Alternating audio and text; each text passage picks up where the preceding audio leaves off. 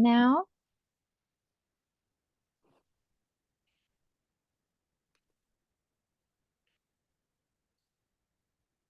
Easy. Okay, can you see my PowerPoint here okay? Yes. Perfect. All right, so today we're doing our budgeting workshop. Thank you, Anthony, for being here. We are going to be talking a little bit about just budgeting in general, kind of on a broad level for a lot of different people's situations. So first, when it comes to getting started with budgeting, you want to follow a couple different steps to make this process a little bit easier. First, you want to figure out what your monthly income looks like, and I'll talk in a little bit more detail about how that process could look for an individual. But that would be kind of step one, figuring out what your monthly income or money in looks like. You also want to figure out your monthly expenses, so how much money is going out, where that money is going, kind of what your spending habits are looking like. And then you can find some areas where you can reduce some spending. So if you're seeing some patterns that are maybe not working so well for you, if possible, you can kind of work through some ways to reduce spending in those areas. And again, we'll talk about this all in a little bit more detail as we move through the presentation. Fourth, you can plan for some savings if possible, if you've got some wiggle room left over after those expenses. And then we'll also talk about some different ways that you can use technology to make this process easier. So first, figuring out your monthly income. That's going to be how much money comes in every month, like to your bank account or in cash, whatever that inflow is looking like for you. So you can use your net income, which is the money that you keep after taxes, to have the most accurate picture of what this looks like. If you have like a typical job where you're an employee and you get paid, biweekly or monthly, and they're taking tax money out, then that money left over that you actually get into your bank account will be your net income. So that's the money that you can actually spend, since that tax money you don't really get to see either at all, or it's going to be a while before you get that tax refund. So net income is a little bit more reasonable to work with. You'll want to total up your income from all different sources. So any jobs that you might have, if you are receiving financial aid or grants or anything like that through your higher education institution like ACC. Also government benefits if you're receiving any kind of benefits as far as child care payments or unemployment payments or anything like that. That could also be included in this calculation of income. To kind of put that all together, since if you don't know those numbers off the top of your head, this is kind of tricky. You can go look at your bank history if you've got a bank account that you can search through, and you can add up those amounts, usually looking at like 1 month at a time, and you can kind of see what that's looking like. Maybe if it's October, you could look at September, all of the money that came in that month, or if you want a little bit better picture of what this is, you can look at September. Maybe you also look at August and then July and then June, and you can kind of look at the past few months to get an idea of what your monthly income looks like in general. If you have more of a cash kind of income, you can always try to keep track, on paper or in your phone or something like that, to try to kind of see what those numbers are looking like, to get an idea of what your monthly money in is looking like. Then that's step two. You want to calculate your expenses and find out where that money is going when you're spending it. So when money is going out, where is it going? It's really helpful when you're doing this to categorize different kinds of purchases. So if you've got different categories like groceries, eating out, utilities or other kinds of bills, rent, housing expenses, credit card payments, money that you're spending on gas or a car or public transport, your pets, kids, family, whatever it might be, kind of creating categories to understand where money is going can be really, really helpful. Because if we just know that, I spent $1,000 in this span of time, it's not super helpful if we don't know exactly where that money went. So understanding all those different categories makes it really easy to start to see where the most money is going and maybe some places where we could make adjustments too. So one way that we can kind of do this to figure out what our expenses were looking like previously, if you've got a bank account, you can go through your bank statement from like the previous month, for example, and write down the amounts that you spent in every category. And you can do this on like a spreadsheet, on Excel. You could also do this in places like just, on a piece of paper. There are a lot of apps that also help with this kind of thing, like budgeting apps, which we'll talk about in a little bit. But there are a lot of different ways that you can kind of start to understand those categories and where that money out is going. You can get a better idea also if you look at the last 3 to 6 months instead of just the past month. If you can look at your spending habits for a longer period of time, you're going to have a better idea to predict what things could look like in the future moving forward, or to kind of adjust anything that's going on in the present moment. Any questions about income or expenses before we keep going?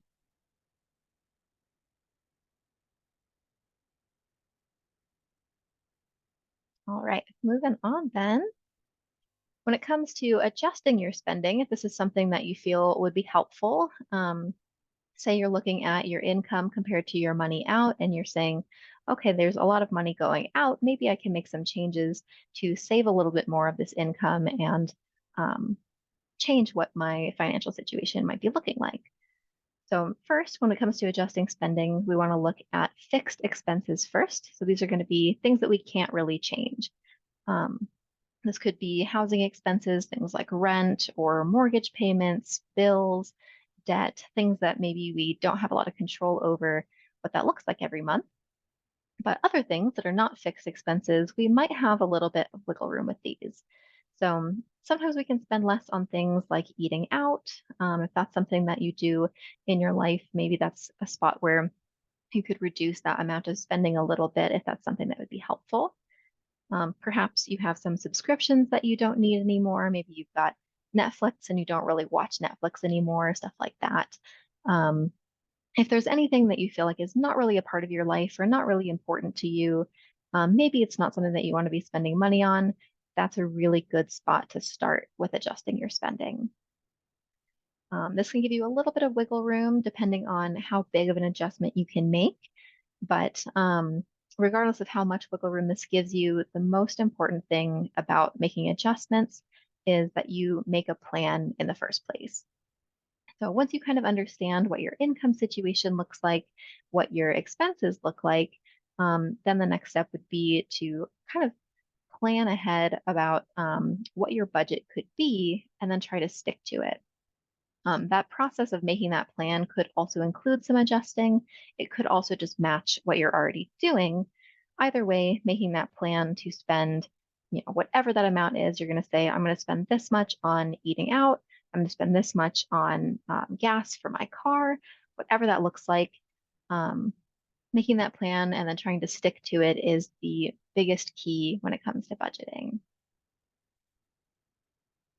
When it comes to saving, if you do have a little bit of wiggle room after those expenses come out, it's a really good idea to save some money if you can. If you are going to be saving money, it's a really good idea to have a high yield savings account. So a lot of people might save cash or they might try to save in just a generic bank account, maybe just their regular checking account, or they might have a separate savings account. But specifically high yield savings accounts, these are the type of account that give you a little bit of money back for the money that you've saved. Just like most banks, it can be free to open a high yield savings account. There's a lot of information out there about which ones are giving kind of the best percentages of money back right now. So you can always do a little bit of Googling about that, but this is essentially investing without investing. Investment is kind of a big topic, something that's kind of tough to tackle in this presentation. And so if you want to get a little bit of money kicked back from your bank because of your savings, then a high yield savings account is a really good way to go. Even if you can't save money today, right now, having that account ready and open so that when you can save some money, even if it's just a couple dollars at a time, having that ready can make a big difference. Another thing to remember when it comes to savings, there is a pretty common recommendation. This doesn't have to fit for everybody, but a lot of people will say that it's good to save 10 to 25% of your income. Um, that's not always possible for everyone, but if this is something that you want to try out, what you can do is multiply your income, so that amount of money that's coming in each month, by 0.1 to get 10%, or multiply that number by 0.25 to get 25%. Or if you want any number in the middle there, basically just move that decimal point over to the left 2 times, and then you can do that math, get that percentage. And that could be approximately how much money you might want to save. One example of that, let's say, just for the sake of easy numbers, if you have $1,000 of income coming in, then 10% of that would be $100. So if somebody wanted to save 10% of that income, they could put $100 into savings each month. And that could actually add up to a pretty significant savings over time, especially with that high yield savings account. In case saving is something that you haven't thought a lot about, there are a lot of reasons why savings can be helpful. Again, it's tricky to save money. The economy is tough. Life is unpredictable, but that's also exactly why savings can be so helpful. They can be really important if there's an emergency. Maybe it's a medical emergency, a vet emergency. You've got a dog with a broken leg, or you need to put new tires on your car after getting a flat, or something like that. Even a little bit of savings here and there over time, that can add up to make a big difference for those emergency situations. It's something that not everybody can always do, but if you can just trickle in a little bit of savings here and there, or if you can have that habit of regularly saving a percentage or an amount of money from your income, that can make a really big difference in the future.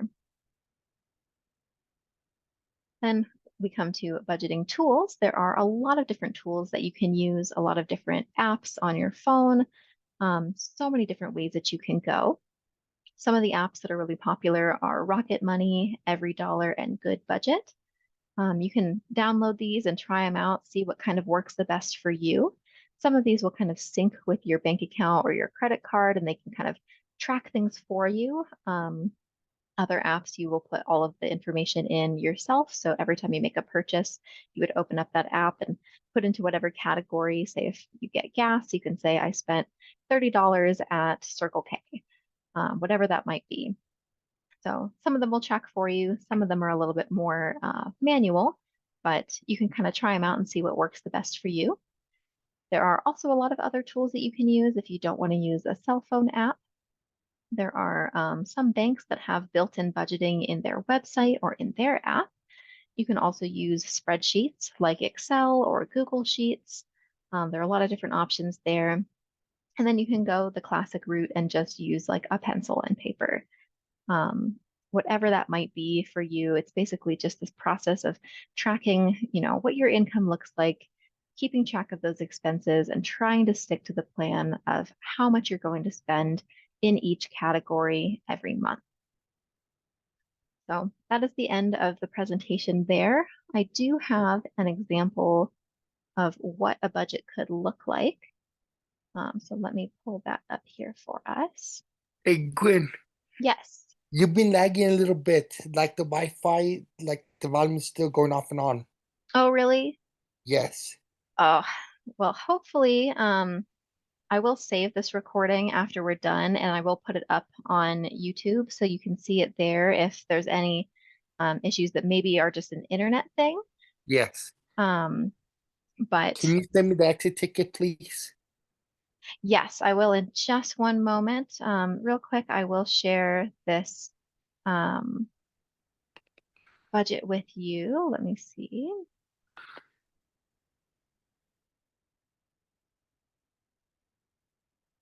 Okay, so this is just one example of an Excel budget. There are so many different ways that you can do this, but this is one way that this could look.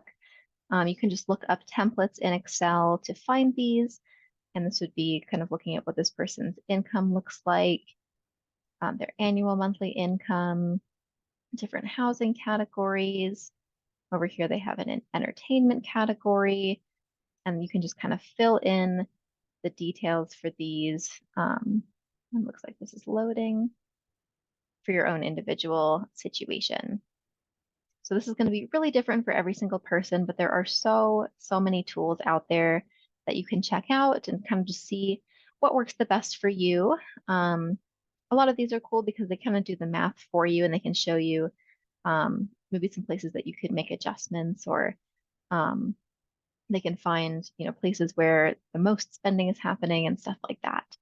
So that can be really helpful. I'm also happy to, if you've ever got any questions, you can reach out to me or anybody else in Trio and say like, hey, I'm looking for some info about budgeting or some different budgeting tools, and we're happy to help you, find some information about that stuff as well. But I'm going to stop the recording now.